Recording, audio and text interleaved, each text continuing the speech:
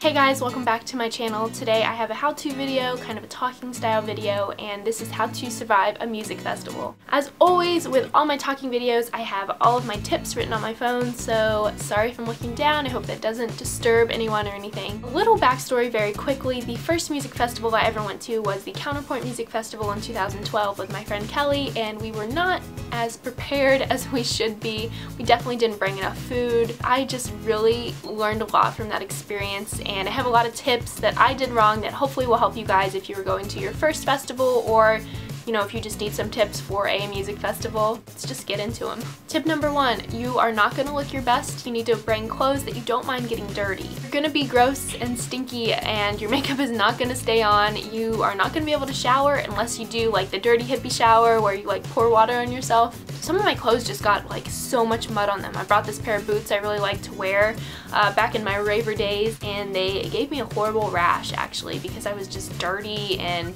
sweaty, and then it rained and so everything got wet and it was just a huge mess. So bring shoes and outfits that you don't mind getting dirty, things that you don't mind if they got lost or, you know, just really gunky, and definitely shoes. Bring some sturdy shoes, not like flip-flops or anything, because you're gonna be miserable. Tip number two, things that kind of go along with your packing list. Don't bring important things that you will be sad if you lose. For example, you know, my nice camera, electronics, some nice makeup, really nice clothes, a nice piece of jewelry. Don't bring that stuff because 1, it can get stolen, 2, it can get lost, 3, it can get dirty, and 4, it can get ruined by the elements. So you just want to really be careful and bring things that you don't mind losing, or, you know, things that like aren't vitally important to you. If you really need something, I don't know, for some reason, maybe consider getting a lockbox and putting it in your car and just locking your car or locking your friend's car. That could be a really good option if you like for some reason really need it.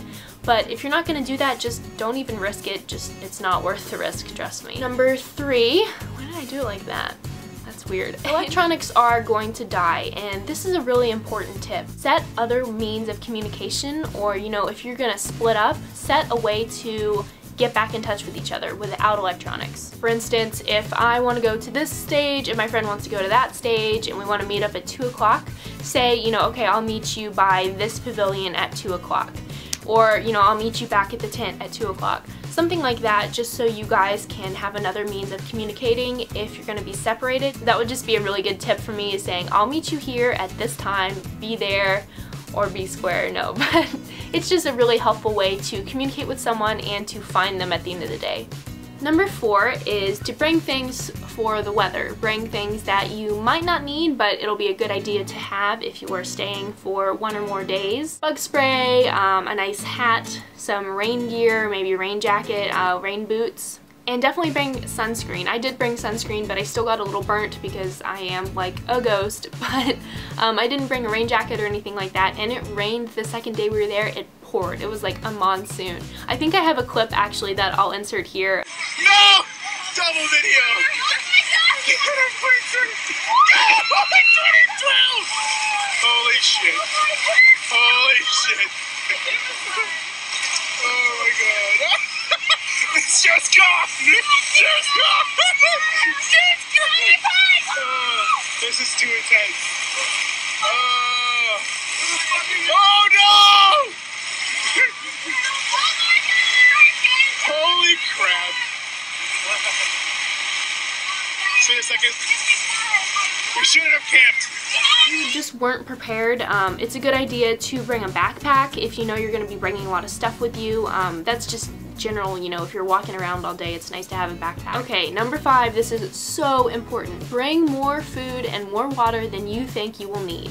We did not bring as much food as we needed, and I had to survive off friends. I had to spend a bunch of money on, you know, pavilion food, the food that they offered there, and it was just such a ripoff. Bring jugs of water and a bunch of food that you can cook, or, you know, just food that you can eat, you know, like peanut butter. You can make peanut butter sandwiches, or, you know, like Cliff bars, nutrition bars, things like that. Things that will fill you up so you don't have to spend spend like $40 on food every day. It's really good if you bring bulk food, you know, maybe you go to Costco and get a huge loaf of bread or a giant thing of peanut butter or, you know, a lot of bars, things like that. Because you can trade things with people. I know that sounds crazy, but a lot of people will trade you some nice stuff for food because a lot of people don't bring as much food as they need. Trust me, I was one of those people. It was really, really bad. It's also a good idea to bring some jugs of water, just extra jugs, so that you can bathe in them because you aren't going to be able to bathe, you know, unless you're going home, but I didn't. I was stuck there for 3 days. So Kelly and I would do, like I said, the little gypsy shower where you just like rinsed yourself off. It's pretty hard to be clean, so extra jugs of water are definitely helpful, and if you never end up using them, you can drink them, or like I said, give them to someone or barter for something cool. Tip number 6 is to bring a good tent. We didn't have a tent, so we borrowed one of our friends, or I think it was one of Kelly's friends, and it was just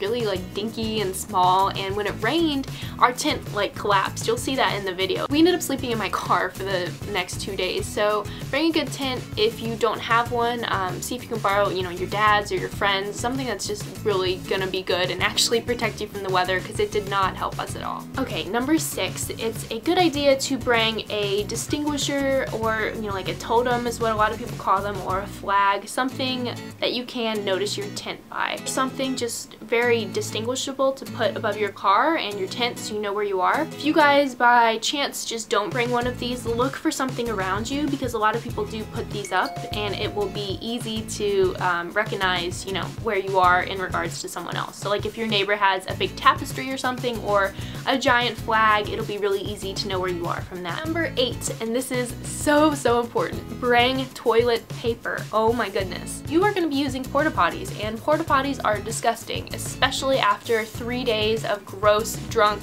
high people using them. There's not going to be any toilet paper in there mostly. If there is toilet paper, it's probably disgusting. You probably don't want to use it. This is really good if you have to, I don't know, you know, pee in the bushes over there. You can just bring toilet paper with you. It's just good to have. You can use it to take off makeup. You can use it to wipe your face, blow your nose.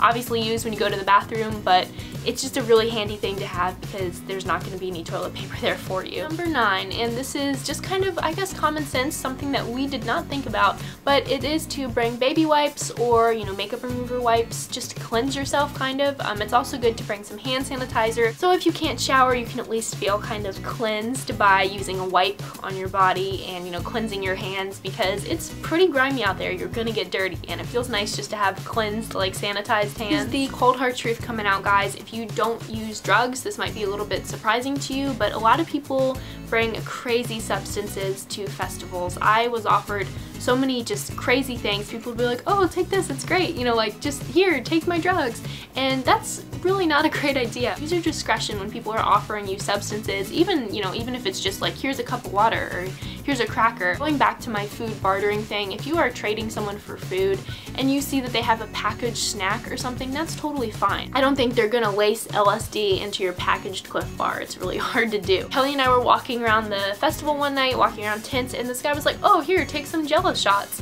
We're like, what's in them? And he's like, oh, don't worry about it, like, just take some.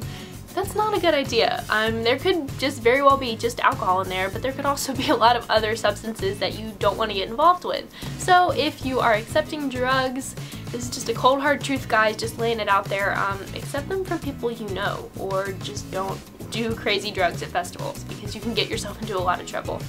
So that is it, my 10 tips for surviving a music festival. I hope you guys enjoyed this. If you have any tips of your own, leave them down in the comments, or as always, if you have any questions, leave them down there as well. I will do my best to get back to you ASAP. I hope you guys enjoyed this video. If you did, give it a thumbs up. That would really help me. And if you are not subscribed, please take a moment to subscribe. It helps me out a bunch, and you can join my little family here. Thank you guys so much for watching. I hope you're having a great day, and I will see you in my next video. Bye! Jordana Best Lash Extreme, and this is a really good mascara. It's really inexpensive. I really like it. I have very long eyelashes.